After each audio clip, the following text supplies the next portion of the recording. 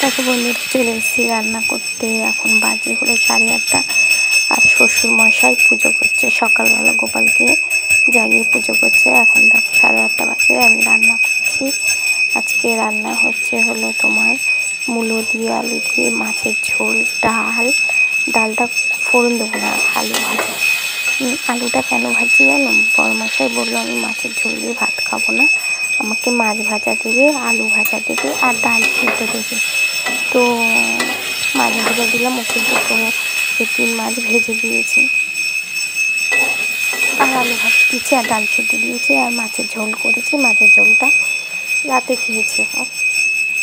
তো শ্বশুরমশাই দেখো সকালে পুজো দেয়। তোমাদেরকে তো আমি বলেইছি যে শ্বশুরমশাই সকালের পুজোটা শ্বশুরমশাই দেয় আর দুপুরে আর রাতে আমি দিই। একদিকে আলু ভাজাটা আমার হচ্ছে, আলু ভাজা হয়ে নামিয়েও দিয়ে আরে মাছ ভাজা বসিয়ে দেবো।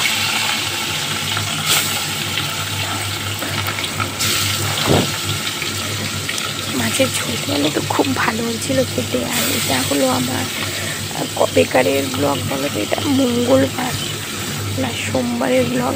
আমি কালকে দেবো, ভিডিও করা ছিল। দেখো হাতটা ধুয়ে নিচ্ছি,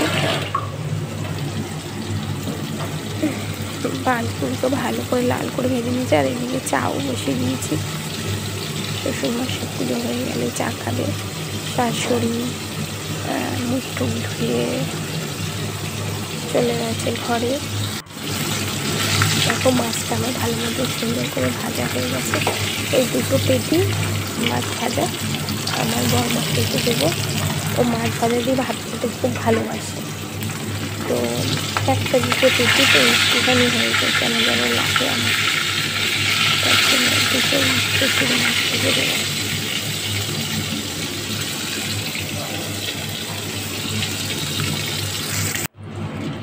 আর দেখো এদিকে জিরে ফোড়ন দিয়ে দিয়েছি। এবারে আলু আর একটা মূলো ছিল, মূলোটা না শুকিয়ে গেছিলো। তো বলি মূলোটা কী করবো, ভাজা করলেও হবে না এইটুকু মূলো, তার জন্য কী করলাম মাছের ঝোলে দিয়ে দিয়েছি।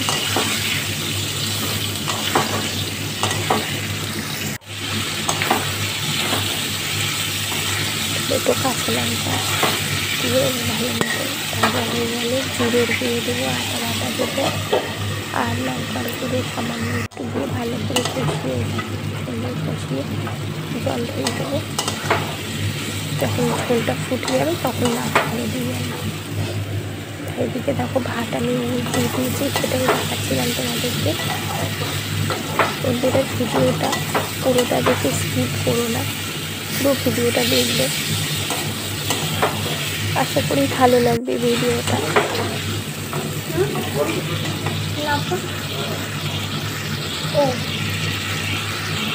চার্জ নেই, নিয়ে যাও তো চার্জে দেবো। এর মধ্যে আমার বয়স ছিল, বললাম ফোনটা একটু চার্জে দিয়ে দাও, তো ফোনটা না একদম চার্জ ছিল না, তো চার্জে দিয়ে দিয়েছে। আর এদিকে দেখো আমার মাছের ঝোল ফুটে গেছে আর সিদ্ধ হয়ে গেছে সব।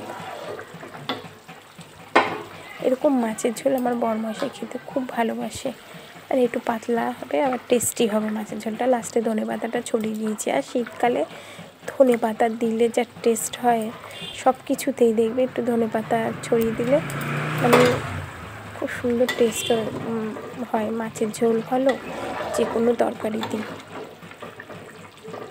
আর ভালোও লাগে আমার বেশ।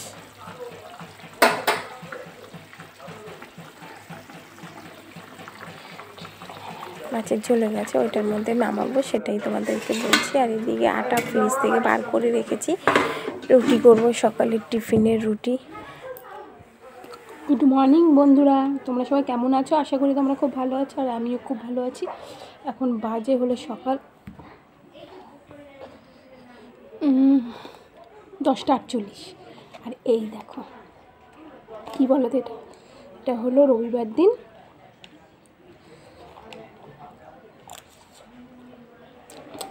ভিয়ার ছেলের বার্থডে ছিল, সেই ফ্রাইড রাইস চিলি চিকেন দিয়েছিল। ও কিছুটা খেয়েছিল, অল্প একটু খেয়েছিল। আর এটা সকালবেলা আমি টিফিন করে নিচ্ছি, লঙ্কা আছে কিন্তু, এই দেখো লঙ্কা, এই দেখো লঙ্কা। আর চোখ মুখের কী অবস্থা দেখেছো? রান্নাবান্না হয়ে গেছে।